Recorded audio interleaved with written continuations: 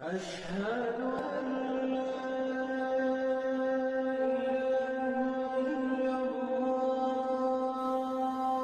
ভারতে অবস্থিত বাবরি মসজিদ, যা সুদীর্ঘকাল ধরে মুসলমানদের ধর্মীয় উপাসনালয় হিসেবে চলে আসছিল, ধর্মীয় সম্প্রীতি ও মানবতার প্রতি চরম অবজ্ঞা প্রদর্শন করে অত্যন্ত নগ্নভাবে মসজিদটি গুড়িয়ে দিয়ে সাম্প্রদায়িকতা ও বর্বরতার এক নিকৃষ্ট উদাহরণ স্থাপন করা হয়, যার ফলশ্রুতিতে মুসলমানদের হৃদয় চরমভাবে আঘাতপ্রাপ্ত হয় ও রক্তাক্ত হয়।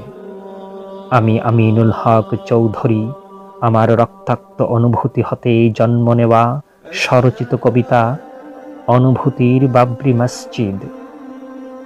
যে মিনার হতে ধ্বনিত হয়েছে আল্লাহু আকবার, আল্লাহর ইবাদতে ডাকিয়াছে মুয়াজ্জিন বারবার। যে মিনার হতে ধ্বনিত হয়েছে রিসালাতের বাণী, ব্যাকুল হয়ে ছুটিত যেথায় মুমিন হৃদয় খানি। আজি সে মিনার চূর্ণ হেরিয়া কাঁদে মুমিন প্রাণ, শুনিতে চাহে ব্যাকুল প্রাণে মধুর ওই আজান।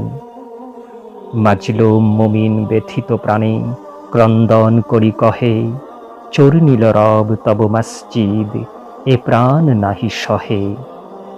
তোমারে ভজিতে যেই মসজিদ গড়িল মুসলমান, অনুভূতির সেই ভজনালয়ের ফিরিয়ে দাও মান।